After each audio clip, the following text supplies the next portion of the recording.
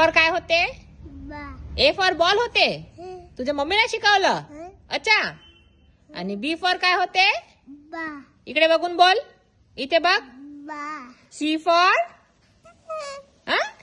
म्याव. C for cat. Cat कशी करते? आणि डी फॉर डॉग. डॉग कसा करतो? D.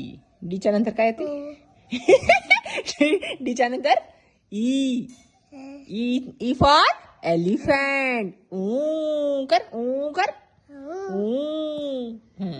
F for fish. Fish कशी चालते फिश? अच्छी. I for ice cream. Very good. चलो clap your hands. Clap your hands. Very good. Say bye. Say bye.